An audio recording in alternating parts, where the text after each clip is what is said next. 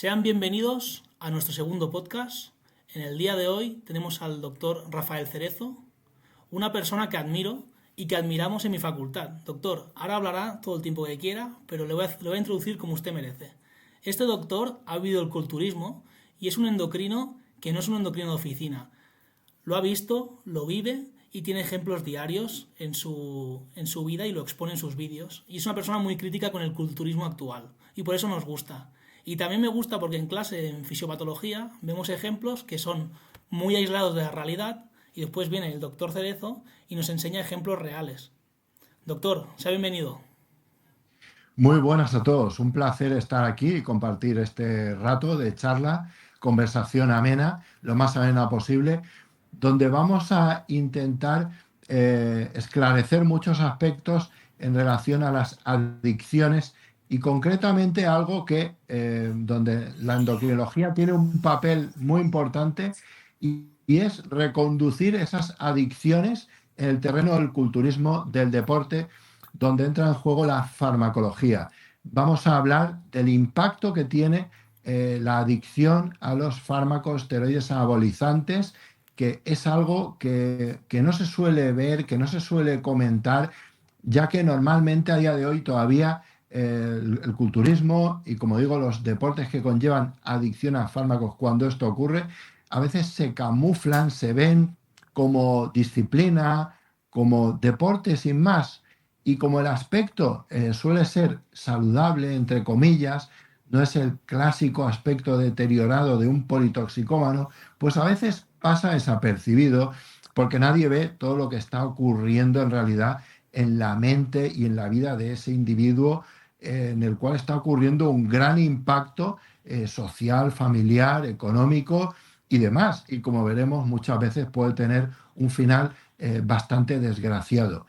Entonces, de la misma manera que tenemos interiorizado en el mundo sanitario también que un politoxicómano, un yonki de toda la vida, es un gran adicto que tiene una serie de problemas y un impacto en la salud que todos tenemos claro, al igual que un ludópata, un alcohólico y demás.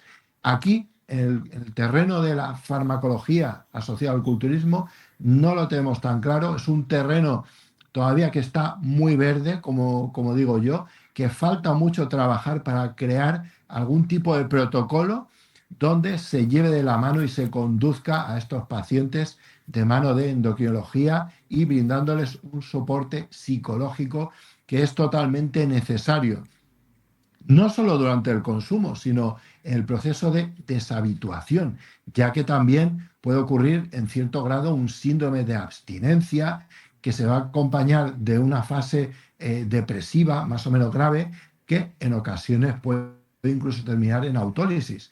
Entonces es muy importante llevar, como digo, esta deshabituación de manera muy bien conducida de la mano de psicología y habrá que implementar una terapia hormonal para salir, para hacer una transición de salida de ese uso o abuso de química. Entonces, bueno, creo que has preparado un guión a seguir, un hilo que nos va a conducir, nos va a guiar a lo largo de esta charla para, a través de ese hilo, ir derivando una serie de información que vamos a extraer aquí entre ambos. Entonces, cuando quieras, vas empezando a construir ese hilo argumental. Vale, sí señor, doctor. Como usted bien dice, nos va a hablar sobre estos temas. Quiero decir que aparte de ser doctor, es persona y va a traducirlo a un idioma que lo entienda el público. Es una persona muy experimentada y nos va a explicar todo en detalle. Primero de todo, me gustaría iniciar sobre la asociación que se establece entre la alimentación y las adicciones. Yo he visto en el centro que siempre el terapeuta te dice firmemente esta frase como que todas las adicciones provienen de la comida. ¿Es así, doctor? ¿Qué opina usted? Parece ser que hay un sistema muy primitivo, que es el sistema mesolímbico, que está basado en la dopamina. No voy a ser muy técnico, como bien decías, para que tenga el mayor alcance posible, pero estos circuitos que están basados en la supervivencia, de manera que nos representan la comida, el alimento, como algo deseable, como algo placentero, algo que necesitamos. Al final un poquito la reproducción también, ¿no? aquello que más necesitamos, parece que evolutivamente hemos desarrollado una estrategia que es un sistema de recompensa que nos hace desear aquello. Parece que estos sistemas de recompensa, de manera errónea, son utilizados por ciertas moléculas o conductas, canalizando así lo que son las adicciones. De manera que a través de esas conductas adictivas o consumos de sustancias, vamos a percibir esos estímulos, ese placer, esa recompensa, esa satisfacción, de manera que esto es, como podéis comprender, la base más fundamental de una adicción. Entonces, es decir, para que la gente lo entienda, el consumo no viene de la, por ejemplo, por así decirlo, la testosterona, viene de ese canal que comunica y ejerce dopamina en el organismo, que puede ser cualquier tipo de droga. Que en este caso vamos a hablar de sustancias esteroideas, pero que puede ser hasta el móvil y cualquier tipo de droga. Claro, y en este caso es especialmente complejo porque no es solo el papel de la sustancia en sí, sino que además, a diferencia de otras adicciones o consumo de tóxicos, en este caso el anabólico va a producir unos cambios corporales muy palpables. El aumento de masa muscular, la virilización, el aumento de fuerza. Todos estos cambios tan palpables, tan objetivos, no solo subjetivos, sino, recalco, objetivos, van a facilitar una construcción paralela de una nueva identidad, de manera que el sujeto se afianza progresivamente de manera muy intensa a esa nueva identidad que ha construido en base a una apariencia física, de manera que la adicción, como ves, trasciende a un plano muy elevado. Con lo cual, asumir que vamos a dejar el consumo de química y la posibilidad de regresar a ese estado previo, el cual no es deseable en la mente subjetiva del culturista, esto es muy difícil. Por eso siempre insisto en la creación de un plan B, como yo llamo. Es decir, aparte de toda la terapia y toda la conducción psicológica que es fundamental aquí, el sujeto debe elaborar en su vida una serie de rutinas alternativas, actividades que nada tengan que ver con el culturismo, ya sea actividades deportivas o lúdicas o intelectuales, culturales, del tipo que sea, para poder, digamos, rellenar su tiempo libre, rellenar y satisfacer su energía e intereses cuando no tenga acceso a esa adicción que es el culturismo, el gimnasio llevado a una obsesión acompañado del consumo abusivo de química. Sí, coincido con usted que el gimnasio a veces puede ser un tanto sectario, puede ser un poco un entorno muy cerrado. Yo he entrado en un gimnasio donde el consumo era una cosa horrible, que todo el mundo consumía, y la gente tenía una familia propia establecida, que eran los que consumían, se juntaban entre ellos, hacían barbacoas, que es decir, que no es solo el consumo, es el consumo social y todo lo que conlleva, que también competían, que no solo es consumir como puede ser un cocainómano, sino que conlleva algo más y hoy en día es un movimiento social. Sí, se crea, como tú bien has dibujado, un ambiente donde todo el entorno social se suele reducir a eso. Y esto es doblemente peligroso porque se tiende a normalizar. Me he encontrado mucha gente que considera normal pues consumir trembolona de origen underground o consumir X fármaco o X dosis porque su amigo o compañero con el que comparte entrenamiento o barbacoa con la pareja, pues llevan a cabo esas prácticas. Entonces, si la persona con la que yo trato habitualmente lleva a cabo estas prácticas, pues indirectamente o subconscientemente lo voy asimilando como que es normal o aceptable. Entonces viven en un submundo que se retroalimenta con un montón de ideas patológicas y de ahí nace también la dificultad de erradicarlo, porque supondría también abandonar ese ambiente. Hace poco hablaba con un paciente muy, muy crítico y él mismo, sin haber tocado yo este tema, de motu propio, me comentaba su reflexión y me decía, pero doctor, voy a tener que cambiar mis amistades y voy a tener que dejar de frecuentar el mismo gimnasio que frecuentaba y el mismo núcleo de amistades, porque ellos siempre hablan de las dosis de GH que emplean, de dónde adquieren los fármacos, de esquemas de tratamiento y tal.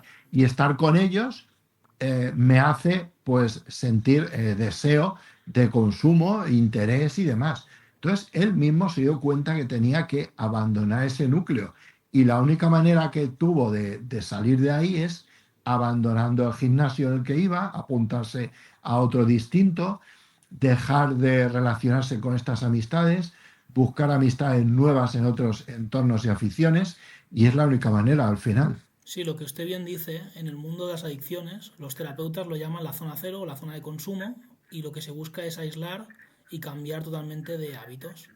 Y ahora me gustaría hablar sobre la droga estrella en los gimnasios, que si no me equivoco son los esteroides. Hay más sustancias que también se usan, como el Deca, el Dianabol, pero los que más se usan son los esteroides por su efectividad. Entonces me gustaría saber cuáles son sus consecuencias a corto, medio y largo plazo.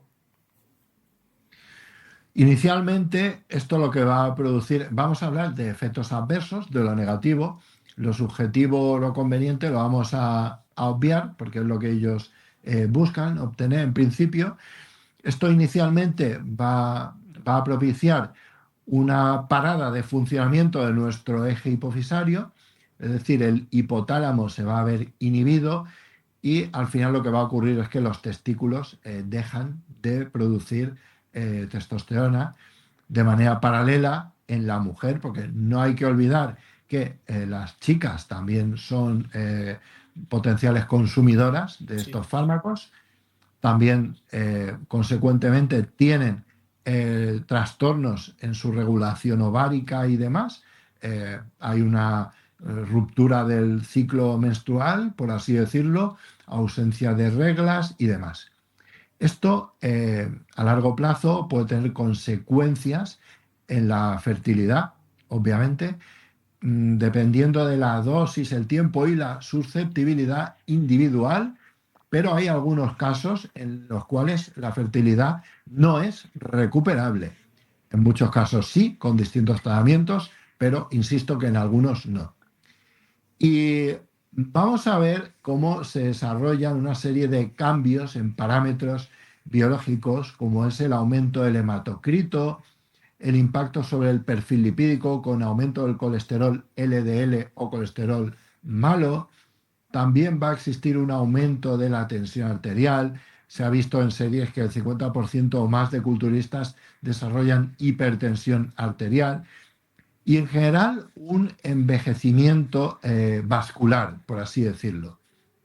Entonces, todo esto va a conducir a los distintos mecanismos por los cuales el consumo de anabólicos aumenta la mortalidad. Te recuerdo que tenemos a día de hoy estudios bastante pesados a nivel estadístico, como es el estudio danés, que es un estudio que se llevó a cabo comparando usuarios de esteroides anabolizantes pareados por edad y sexo con la población general. Y de este estudio la información que se extrae es que los usuarios tienen 3 veces mayor riesgo de mortalidad que la población general. ¿Y esa mortalidad de dónde viene? Por una parte viene del riesgo cardiovascular, que diríamos que es lo fundamental, ¿no? El más prevalente, la muerte súbita. Luego también tenemos algunos tipos de cáncer por ese estímulo mitótico continuo que existe y el uso paralelo de hormona de crecimiento en la mayoría de los casos. Y luego también tenemos muertes de origen no natural, muertes violentas, pues las derivadas, por ejemplo, de peleas o accidentes de tráfico, por ejemplo, por las conductas que se originan por esos trastornos psicológicos que causa el consumo de anabólicos y también de autólisis, como decíamos al principio, porque también durante el consumo y durante la abstinencia hay mayor riesgo de autólisis. De aquí se deriva la importancia fundamental también de que estos pacientes sean guiados con un soporte multidisciplinar, donde psicología va a tener un papel clave. Esto último que ha dicho sobre la violencia, me gustaría explicar una historia personal de este gimnasio y también del centro donde estuve, que había un muchacho que entrenaba que consumía, pero para que lo explico para que usted lo exponga, estas relaciones, él consumía, desaparecía como 3 semanas, se dice que tenía como una especie de bajón y después volvía como muy enérgico, pero esa energía también era violenta, entrenaba con mucho peso, muy violento, chillidos, era siempre buscar el enfrentamiento fácil, entonces eso es un efecto, por así decirlo, de las hormonas que él consumía. Muy típico, además, muy típico. Todos los que tengáis acceso a gimnasios y conozcáis gente, os podéis encontrar este tipo de conductas. Yo conozco una persona bastante cercana a mi entorno, usuario de química de manera intermitente, y fíjate que él mismo es consciente e identifica el problema. Él mismo me dice, mira, Rafa, cuando me doy cuenta que cuando tomo química me pasa esto, esto y esto. Por ejemplo, no duerme, desarrolla conductas, pues por ejemplo me contaba que se iba a perseguir o a espiar a la novia, a ver lo que hacía, porque pensaba en su cabeza siempre que estaba Es que haciendo cosas pasa. por ahí. Sin embargo, él era consciente de que se dejaba la química y ya todas esas ideas desaparecían. Pero durante el uso de química era un constante. También me decía lo de las discusiones de tráfico, que a veces conduciendo pues se llegaba a bajar del coche en un semáforo, a, a increpar al conductor, le irritaba todo muchísimo. Y era muy evidente porque dejaba el consumo de química y su vida era tranquila, apacible, desaparecían estas ideaciones y esto se repetía cíclicamente cada vez que él consumía. Pero como siempre pasa, tanto en los efectos adversos psicológicos como en los físicos, biológicos, por así decirlo, a pesar de estar enfermos o tener problemas de índole económica o social o legal incluso, a pesar de todo esto, tiene más peso el seguir buscando mantener el físico por medio del consumo de anabólicos. Por lo tanto, estamos ante una clarísima adicción, además muy potente y muy difícil de solucionar. Me gustaría hablar ahora, ha dicho la violencia, conductas muy agresivas y también saltamos al entorno sexual, que es un entorno que me gustaría hablar sobre ello, que es sobre la fertilidad de estos pacientes, si pueden ser padres o no. Por ejemplo, hemos visto hace poco que un culturista ha sido padre, que es español, no recuerdo el nombre. También encontramos ejemplos, por ejemplo, el Chris Bumstead, que también ha sido padre, que cómo es posible que ellos han sido padres y hay gente que no puede ser. Y también me gustaría preguntarles sobre la sexualidad que se ve despertada por el consumo de estas sustancias y cómo puede ser que se vean despertado ese consumo, esas ganas de tener relaciones, pero no se pueda. ¿A qué se debe ese motivo? Vale, pues te cuento un poco, primero la fertilidad y luego el terreno íntimo. En cuanto a la fertilidad, como te decía, va a depender mucho de la susceptibilidad individual, esa apoptosis, atrofia testicular que ha podido ocurrir en mayor o menor medida.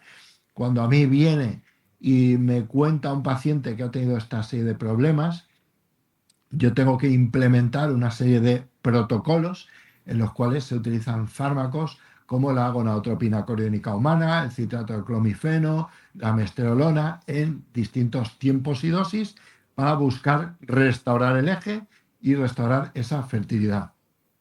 En una gran parte de los casos es posible restaurarla, pero no hay que olvidar que existen pacientes en los cuales no va a ser posible restaurar esa fertilidad y quedará este problema de infertilidad de manera permanente. Pero doctor, En cuanto... Sí, dime, dime. perdóname, la inhibición no es que no se produzca, que no se pueda hacer más, es que se encuentra inhibido y puede ser reversible o irreversible, o me equivoco, perdóname. Aquí, lo que vamos a hacer es, por un lado, intentar reactivar el eje hipofisario y por otra parte intentar estimular el tejido testicular. Puede ocurrir o bien que a nivel hipotalámico la inhibición sea irreversible. En esta situación lo que vamos a hacer es imitar el ambiente de activación testicular con elementos exógenos, pero a veces ha existido también daño testicular. Vale. Sabemos que la exposición a dosis altas de anabólicos y testosterona y durante tiempo prolongado va a provocar una fibrosis, una apoptosis de células testiculares, una atrofia, a la postre es una atrofia, por lo tanto esos testículos ya a veces no pueden funcionar jamás en relación a la actividad de las células de Sertoli, las células de Leydig y demás. ¿Y cómo es posible que puedan ser padres este tipo de culturistas? Hay algunos, como te explico, que aplicando una serie de protocolos farmacológicos sí que se consigue reactivación. O sea, sí Ah, que es posible, ¿vale? vale. Y en relación a la incapacidad sexual, he visto que también consumen, es decir, pastillas para activar digamos, la reproducción, pero su cuerpo lo tiene inhibido. Esto le suma riesgo a sus patologías cardiovasculares. Esto es un terreno complejo. Mira, lo que pasa aquí es que inicialmente el estímulo androgénico es un espejismo, porque ellos lo que perciben en inicio es un aumento de líbido, un aumento de vigor, bienestar, eh, apetencia, ¿no? Y se sienten dioses, para que me entendáis, con esa subjetividad de capacidades incrementadas. Pero ¿qué pasa? Que a medida que pasa el tiempo ocurre una inhibición hipotalámica. Inhibición hipotalámica en cuanto a la secreción de GnRH, que es la hormona liberadora de gonadotropinas. Esta hormona no solo controla la hipófisis en su función gonadotropa, que estimula los testículos en su producción de testosterona, sino que también la GnRH tiene una función modulatoria en distintos circuitos del sistema nervioso central, como son los dopaminérgicos, que están muy implicados en todo esto que refiere al deseo, al placer y demás. Entonces Y nos encontramos en una situación donde los esteroides endógenos están inhibidos y estos circuitos han perdido su acción modulatoria. Por lo tanto, aparte de la falta de líbido, que puede ser mayor o menor, nos encontramos una disfunción eréctil de difícil tratamiento. Estas personas, aunque tengan líbido o deseo, va a ocurrir una disfunción eréctil refractaria a los tratamientos habituales, ya que esto se suele tratar con fármacos orales, lo que todos conocéis, tipo Viagra, que os sonará, que es el sildenafilo, o Cialis, que es el tadalafilo, en fin. Y en algunos casos más graves, el alprostadil uretral o ya en última instancia el alprostadil, que es el Caberget, inyectado intracavernoso. ¿Qué pasa? Que estos pacientes, incluso empleando estos fármacos, pueden tener problemas para lograr una erección satisfactoria. Aparte, si la logran, puede coexistir además el fenómeno de anorgasmia, es decir, son incapaces de alcanzar un orgasmo, lo cual la insatisfacción en la esfera íntima supone un riesgo, ya que la frustración es creciente, la inseguridad, esa incapacidad para relacionarse, porque no van a poder tener éxito en el terreno íntimo. Como digo, ese temor va creciendo, empiezan a ser evitativos, eh, ellos siguen con ese deterioro de la autoestima. En fin, es un terreno muy complejo porque, como tú verás, como puedes comprender que un chico de 25 años tenga disfunción eréctil, que no responde a fármacos y que si quiere tener una relación tenga que inyectarse en el cuerpo cavernoso un fármaco que aún así a veces no funciona bien, pues imagínate cómo estará la autoestima de ese chico. Que además este tipo de pacientes saben que dejar los tratamientos y limpiarse, entre comillas, es la única solución. Pero lograr convencerlos para que dejen esos fármacos y se limpien, entre comillas, y puedan recuperar su vida, es muy difícil. Fíjate lo que te digo, que ellos se están dando cuenta de que no viven porque están incapacitados para la esfera íntima, con todo lo que ello conlleva. Aún así, reconociendo el origen de ese problema y la gravedad del mismo, cuando yo les digo, debes dejar la química para que esto se solucione, su respuesta es, ostras, pero me voy a quedar pequeño, pero me voy a quedar flojo, me voy a quedar delgado, voy a perder toda la masa muscular. Entonces es una preocupación extrema, muy, muy poderosa, por ese aspecto físico que, como te decía al principio, que va todo ligado, eh, es la identidad que han creado ellos en base a su imagen física, que cuesta muchísimo rechazar y adquirir una nueva identidad que ellos consideran inferior o rechazable. Me gustaría preguntarle al doctor sobre los riesgos cardiovasculares que antes lo ha mencionado y tengo entendido que hay una asociación y en un vídeo que publicó, que soy seguidor fiel, vi que un paciente murió por una escisión aórtica, ¿puede ser? Bueno, en cuanto a accidentes cardiovasculares hay bastantes casos. El caso concreto al que hace referencia no lo recuerdo ahora mismo, pero hay muchos casos de muerte súbita que desgraciadamente he tenido que vivir a mi alrededor. Hace poco hemos tenido, por desgracia, otro totalmente inesperado en un chico, como pasa siempre, con las analíticas en rango. Puede ser gente incluso que visita con frecuencia a médicos, puede ser gente que se ha hecho alguna ecocardio, puede ser gente que se toma la tensión habitualmente y está bien, gente que dispone de analíticas donde no hay ningún parámetro así especialmente llamativo. Entonces, lo que quiero dejar aquí muy claro es que el consumo de química no es seguro nunca, aunque te lo supervise un médico, porque son muchos los casos donde hay fallecimientos inesperados en gente que tenía, en teoría, todos los parámetros visibles en rango. Y volviendo atrás, usted ha comentado que el paciente se ve como un personaje. Entonces, yo recuerdo terapeutas que decía, tú no eres el personaje, tú eres nombre y apellido. En este caso, vemos que es una vigorexia lo que presentan, pero en qué se ve distinto la vigorexia y el trastorno dismórfico? ¿Cómo usted lo trata? Porque, por ejemplo, puede haber una vigorexia, pero también puede haber una patología dismórfica que la persona se sienta diferente. En este caso, el consumo va relacionado.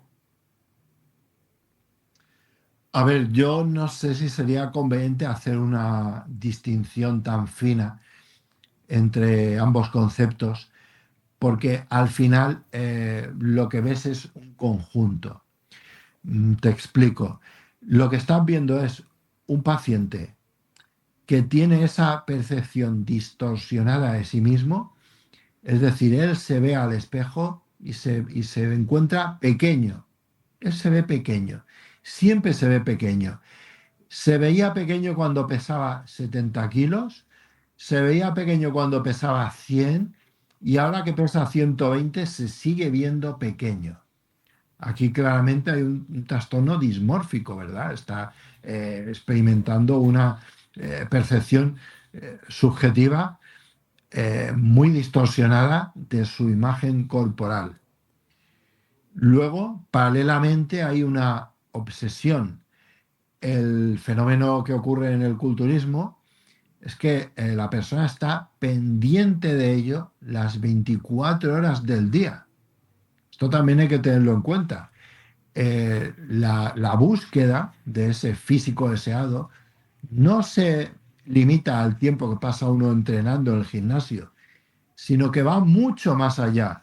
Es decir, la búsqueda y consumo de fármacos, la preparación y planificación de la dieta, la elaboración de las distintas comidas, las lecturas que se hacen muchas veces son con consumo de contenido que va enfocado al culturismo y a la farmacología, el descanso, la limitación de otras actividades que son rechazadas, es decir, dar de lado a otras actividades como puede ser viajar, hacer ejercicio cardiovascular, actividades culturales, todo lo que pueda conllevar una ruptura de esa rutina sectaria, obsesiva, que ellos consideran sagrada y que no pueden salir de ella.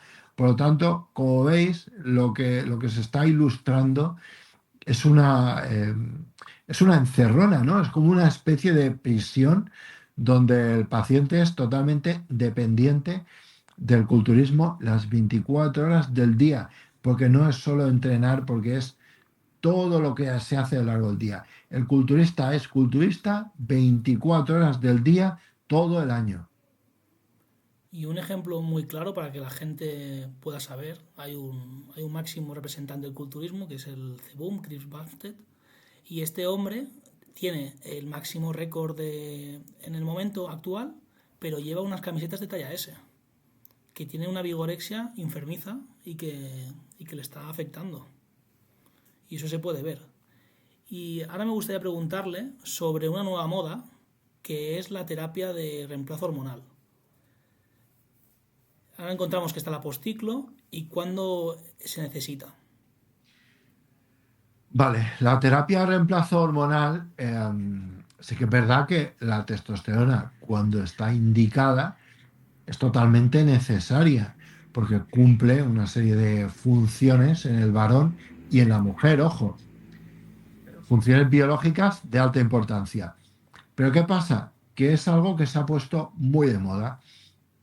Entonces yo me encuentro como endocrinólogo que hay muchos pacientes que me preguntan, que tienen interés en saber si son candidatos a terapia de reemplazo hormonal con testosterona. Normalmente se ha puesto muy de moda, entonces normalmente la gente, si percibe cansancio, falta de energía, mal descanso nocturno, eh, pérdida de líbido, erecciones insatisfactorias, siempre se tiende a achacar todo a la testosterona baja. De manera que el mecanismo es buscar dónde puedo obtener este tipo de terapias con testosterona para mejorar todo. Hay que tener en cuenta que muchas veces, y en la mayoría de las ocasiones, todos estos síntomas referidos no están motivados por un hipogonadismo, sino que hay muchas situaciones vitales detrás que lo están provocando.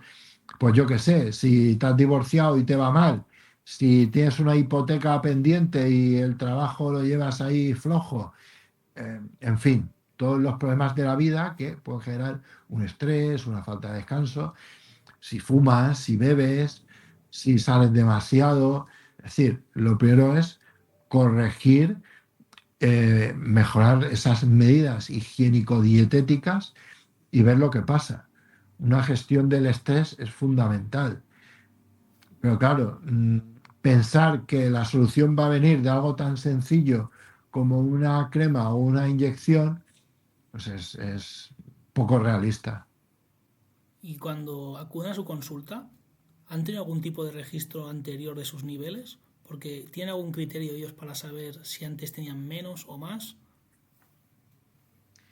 Este problema es muy frecuente en gente que ya ha utilizado química por su cuenta o incluso que han realizado algunas TRT, entre comillas, y hay algunos que vienen con analíticas francamente mal, potencialmente a veces recuperables, con pautas para restaurar el funcionamiento del eje hipofisario.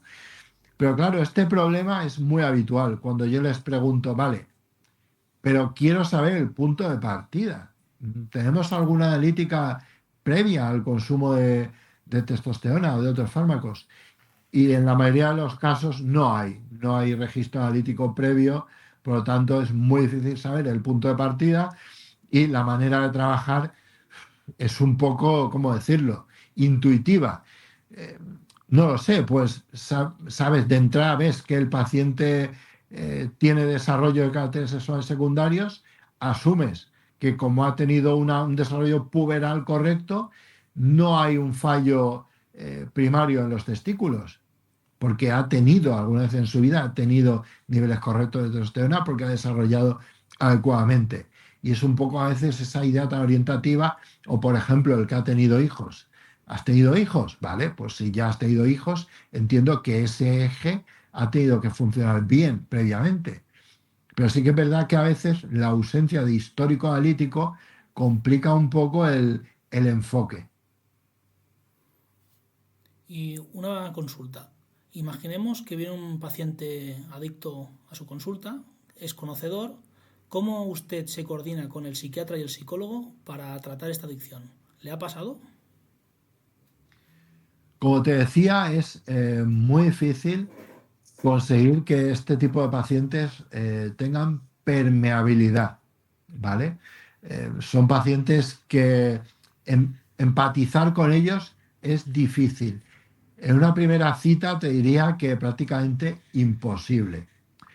Sí que es verdad que en las sucesivas citas y teniendo en cuenta, tú fíjate que no debería ser así, pero fíjate, teniendo en cuenta mi perfil, concretamente mi perfil como endocrino, que ellos además asumen y conocen porque sale la conversación, que yo le he pegado también al culturismo y que me gusta el deporte y los hierros y tal, por esa vertiente consigo que se sientan un poco más cómodos y tengan la confianza para tratar de manera íntima muchos aspectos relacionados con esto. Y me consta que con otros profesionales que no brindan esa cercanía son totalmente herméticos. En ese caso, cuando consigo aproximarme a ellos de esa manera, generar ese ambiente de comodidad, de confianza e intimidad y reconocimiento del problema, ahí sí que los puedo derivar con éxito a psicología y a psiquiatría. Y usted habrá visto muchos casos y me gustaría preguntarle sobre el seguimiento de un paciente en este tipo, si tiene una fácil recuperación, si está más predispuesto a recaídas, ¿qué protocolo debe seguir? Este tipo de paciente está muy predispuesto a recaídas y es fundamental estar detrás de ellos durante el seguimiento, hacer visitas frecuentes. Y aquí sí que te voy a ser honesto. Exclusivamente por el sistema público, esto es prácticamente imposible de realizar, porque como sabes, las agendas tienen una frecuencia determinada y no nos permiten dar citas tan próximas, porque es materialmente imposible por falta de tiempo y de espacio. Entonces, este tipo de pacientes deben ser remitidos y vehiculizados al circuito privado irremediablemente, porque, como tú comprenderás, si yo le doy una cita cada 4 o 6 meses y el psicólogo o el psiquiatra hace lo mismo, en esos 3 o 4 meses se te pierde el paciente. Se va por el camino que no se tiene que ir. También te diré que a día de hoy no tenemos elaborado un protocolo eficaz. Estamos trabajando en ello para elaborar un protocolo más eficaz que se pueda seguir y que sea abordable también por nuestros compañeros de atención primaria, los médicos de cabecera, que muchas veces son los primeros en recibir este tipo de pacientes y tienen que saber cómo conducirlos y canalizarlos, pero insisto, este protocolo a día de hoy todavía está bastante verde. Doctor, me gustaría preguntarle sobre los adolescentes. Hemos visto que en redes hay una gran exposición al consumo, ya sea sobre las drogas que más se consumen y los efectos que tienen, y también sobre el éxito y cómo afecta a estas personas. Entonces me gustaría preguntarle qué consecuencias tendría que un adolescente consumiera y qué medidas se deben aplicar. Aquí las redes sociales tienen un papel fundamental, muy negativo, por cierto, porque si te das cuenta lo que están haciendo todos estos influencers o referentes, usuarios de química, gente que entrena, aunque no digan directamente que usan química, están mostrando la hipertrofia muscular como sinónimo de éxito, lo vinculan a otras facetas de la vida, ¿verdad? Como es el dinero, como, como es ligar, etcétera. Entonces, esto está perjudicando mucho y está haciendo que los jóvenes y cada vez más jóvenes normalicen el uso de química y lo vean como un camino factible hacia ese supuesto éxito, ¿no? Entonces, esto es especialmente grave a estas edades por muchísimos factores. Bueno, a mí me han llegado a comentar pediatras que se han encontrado casos de 13 años. 13 años. Es decir, que es tan fácil adquirir este tipo de productos a través de Internet. A veces, bueno, convencen al padre o a la madre de que voy a pedir un bote de proteína o unas vitaminas de tal. Y el padre o la madre de buena fe, pues lo compran, bueno, pues vitaminas para el chiquillo, y ya está. Pero resulta que no son vitaminas, que son otras cosas, y sí que se compran muy fácil, a una distancia de 2 clics, y como si fuera Amazon, pues te llega a casa al día siguiente o al otro. Que además son productos que están fabricados que ya lo he contado en otras ocasiones, en una serie de condiciones, vamos, sin ningún control higiénico, con contaminación bacteriológica, con presencia de disolventes no aptos para el uso humano, en fin. Entonces, me preguntabas por el uso de anabólicos en el adolescente, pues el impacto que va a tener, aparte de que va a cortar la esperanza de vida, va a generar una problemática psicológica y psiquiátrica de por vida, prácticamente. Date cuenta que, aparte de todo lo que estamos haciendo, interrumpiendo el desarrollo endocrino, interrumpiendo la maduración esquelética al ritmo que tenía que ocurrir, impacto en la fertilidad a futuro, envejecimiento a nivel cardiovascular y todo lo que va a ocurrir, porque, mira, al final, bueno, hemos reducido la esperanza de vida, vale, está clarísimo, hemos reducido la esperanza de vida. Pero ¿cómo va a ser la vida, la duración que tenga? ¿Cómo va a ser la vida de esa persona que siendo un adolescente ha empezado a consumir anabólicos, sabiendo que esto genera todos esos trastornos de manera paralela que van a tener tanto impacto en la maduración emocional, en la sociabilización, en el autocontrol, en la sexualización? En fin, es un impacto amplísimo y va a condicionar mucho el futuro, porque también cabe recordar que estamos creando, insisto en este fenómeno, una identidad exclusivamente basada en una apariencia física. Y esto va a ser mucho más exacerbado y palpable en un adolescente, que no va a aprender nunca a manejar una serie de herramientas psicológicas que debería aprender de cara a su edad adulta y poder afrontar los problemas que le van a llegar en la vida adulta. Y doctor, una consulta. Imagínese que comenzamos a consumir y tenemos problemas, pero no nos asociamos. ¿En qué punto yo puedo determinar que esto ya se transforma en un problema real y tengo que dejarlo? ¿Qué, qué alertas hay para que una persona que nos esté viendo diga, es el momento de dejar esto? A ver, cualquiera que esté usando química, cualquiera que esté metido en ello, aunque no perciba que es un problema para él, debe reflexionar y plantearse el abandono del uso de química. Eso es lo que tenemos que decir si somos pulcros y correctos en esta materia, en esta cuestión. Luego, preocuparse especialmente si estamos muy enfocados en la obtención de masa muscular o la preservación de la misma. Si estamos obsesionados con la dieta, si nos sentimos mal o sentimos culpa cuando hemos faltado a un entrenamiento, si sentimos malestar cuando nos hemos saltado la dieta, si estamos rechazando planes con nuestros amigos, pareja o familia, si estamos gastando dinero, incluso más del que tenemos porcentualmente, en todo lo relacionado con el mundo del culturismo y la farmacología. Todo esto son pilares fundamentales que nos deben hacer reconocer que estamos sufriendo un proceso adictivo que hay que solucionar. Porque si no lo solucionas ahora, a mejor no va a ir. Nunca va a ir a mejor. Si tú sigues en ello, las respuestas de tu cerebro va a ser empeorar y tu entorno se va a ver afectado. Y no creo que la gente que está a tu alrededor se merezca que tú hagas todo esto.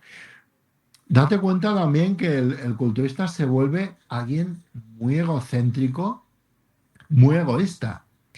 No se preocupa por el impacto o daño derivado de su conducta que pueda generar a terceros. Dejar tirada a tu pareja, rechazar planes importantes, descuidar incluso lo básico por estar dedicado a qué. Si la mayoría de vosotros no ni siquiera os vais a ganar la vida con el culturismo, ¿para qué invertir tanto en masa muscular si lo que va a reportar en vuestras vidas es un beneficio nulo y en todo caso un perjuicio que en mayor o menor medida, con total seguridad, va a llegar? El culturismo nunca es gratis. Todos los que participamos en el culturismo con consumo de química hemos de pagar una factura. Esa factura será de mayor o menor importe, pero tarde o temprano al final va a llegar y va a ser una cuota que obligatoriamente ha de ser satisfecha. Y no la vamos a pagar con dinero, la vamos a pagar con vida, la vamos a pagar con salud y la vamos a pagar con problemas financieros, legales, emocionales, sentimentales, etc. Doctor, me ha dejado sorprendido con esta frase. La había escuchado, pero en sus vídeos, pero aquí ha sido muy, muy claro y espero que este mensaje llegue a la gente. Y me gustaría extrapolar su mensaje. Su mensaje es el de no consumo y me gustaría decir qué mensaje se merece la gente que promueve el consumo, que tiene códigos de descuento en su Instagram para consumo de sustancias, gente que juega con lo de natural no natural desde su perspectiva, qué opina de todo esto y qué sociedad estamos creando promoviendo esto y no persiguiéndolo legalmente, porque hay una impunidad legal en ello. Bueno, en realidad es gente muy débil, gente frustrada, gente sin escrúpulos, que desgraciadamente no han recibido una educación basada en la ética, en valores, en principios, de manera que ante el fracaso vital que han mostrado en sus vidas, no les queda otra que engancharse a lo que puedan. Al final es un equivalente a un traficante de toda la vida, ¿no? Traficante sin escrúpulos que sabe que su negocio está perjudicando a la salud de los usuarios, pero que sin ningún miramiento lo quiere efectuar porque es su recurso financiero. Esto es un poco lo mismo, son los traficantes, los narcotraficantes de Internet, todos estos influencers, todos estos personajes que ofrecen cupones de descuento, todos estos personajes que normalizan la química. Ya digo, es para mí gente sin escrúpulos, gente que no tiene ningún valor y gente que espero que algún día sean sometidos a algún tipo de justicia. Me gustaría preguntarle sobre la autopercepción y la búsqueda del éxito mediante sustancias. ¿Cómo es posible que se asocie la musculatura al éxito? A ver, esto es bastante complejo, pero creo que va a ser fácil de entender simplificando mucho. Al final tenemos una percepción muy primitiva dentro de nosotros y la testosterona se asocia a masculinidad. La masculinidad nos proporciona poder y autoridad, de manera que esa masculinización, ese consumo de testosterona, es una manera de obtener precisamente eso, esa percepción de poder y autoridad. Y por esa vía perceptiva tan primitiva, al exponer ese poder y autoridad y esa faceta primitiva tan masculina como es la fuerza y la masa muscular, estamos induciendo en quien nos ve ese camino al éxito. Si lo pensáis es bastante sencillo, es un mecanismo primitivo. De manera que están conectando ese mecanismo tan primitivo de la masculinidad, autoridad, fuerza y poder con elementos puramente antropológicos y modernos, como es el éxito asociado al dinero, a las chicas, a los coches, etcétera.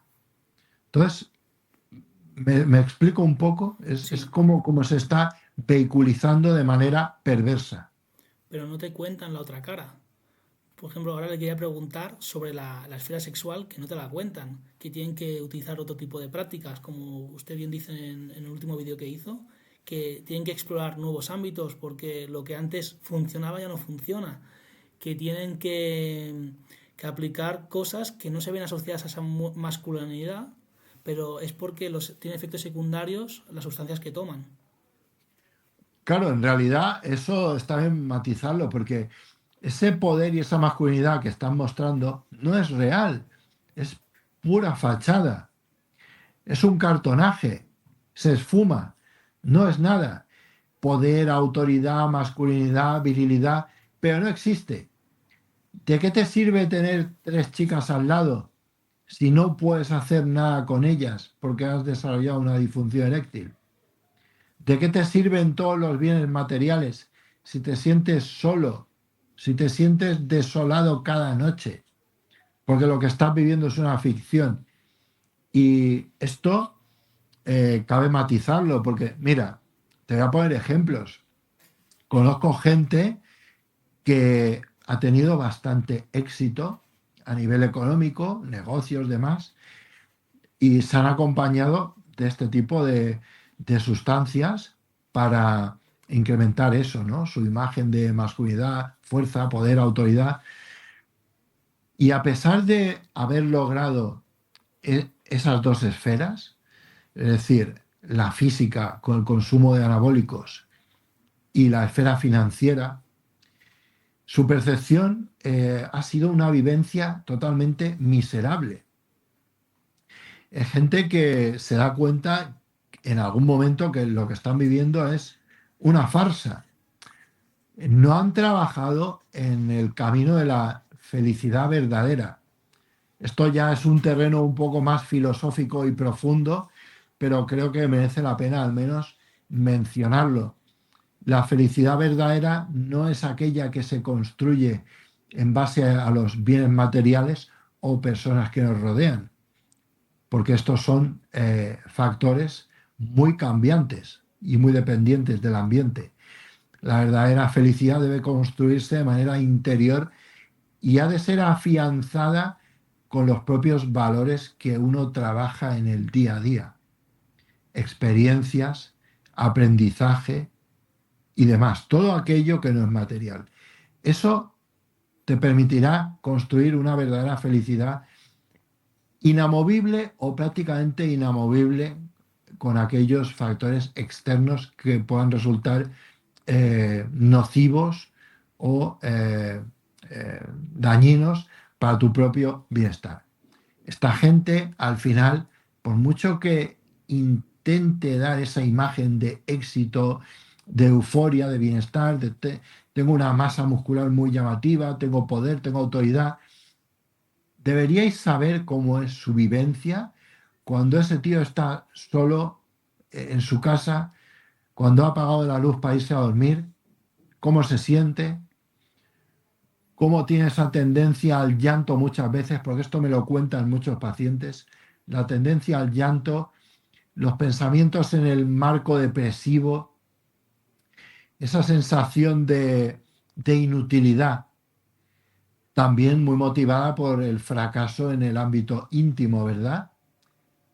Fíjate que hay algunos que te llegan a verbalizar lo que daría yo por ser normal.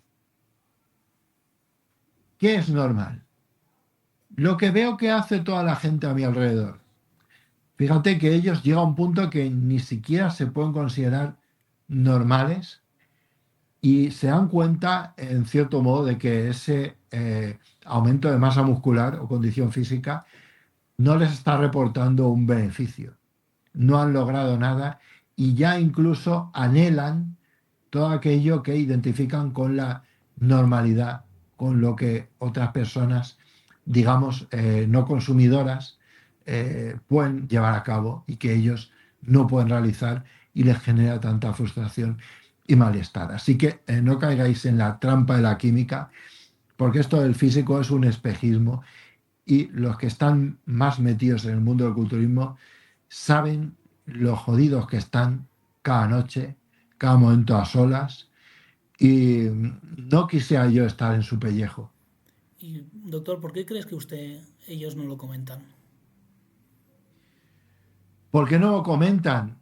A ver, es muy duro asumir y decir públicamente que la vida de uno ha sido un fracaso o que todos aquellos paradigmas que ha seguido de manera férrea son incorrectos.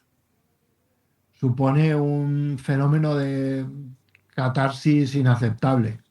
Es muy difícil. Pero igual que en esto, bueno, el ser humano es así en todos los contextos, ¿no? El- yo qué sé, por ponerte un ejemplo simple, el que se ha tomado toda la vida un carajillo y le dices que es malo, pues si lo ha hecho toda la vida así. Claro. Y me gustaría hacer una reflexión final para gente que consuma esteroides o cualquier tipo de sustancia de esta índole, familiares o chicos que empiezan con el culturismo y que se les ocurre, que no se os ocurra, consumir. Doctor, ¿qué les diría para ayudarlos?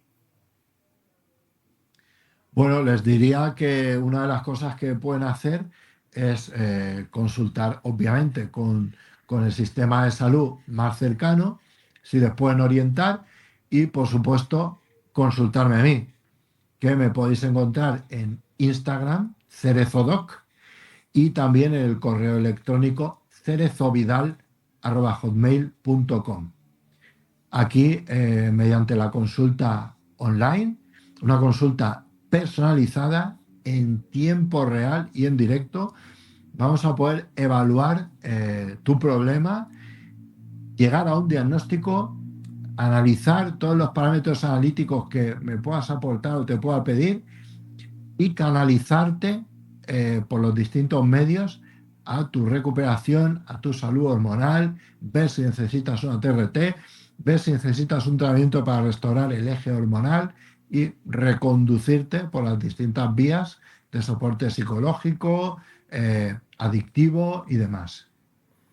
Pues muchas gracias, doctor, por habernos acompañado en el día de hoy, haber expuesto sus conocimientos, que no son pocos, y espero que en un futuro podamos hacer tertulia con exadictos de diferentes tipos y que usted nos dé una visión más médica. Sí, creo que será muy interesante traer en alguna ocasión a un exadicto que nos presente esa visión como usuario con gran impacto en su vida y cómo ve su vida actual comparándolo con el pasado. Creo que será muy interesante. Pues muchas gracias, doctor. Ha sido un honor. Espero que todo el mundo le haya gustado y habrá más doctor Cerezo en un futuro si él quiere. Por supuesto que sí. Un placer, encantado y hasta la próxima. Nos vemos, doctor.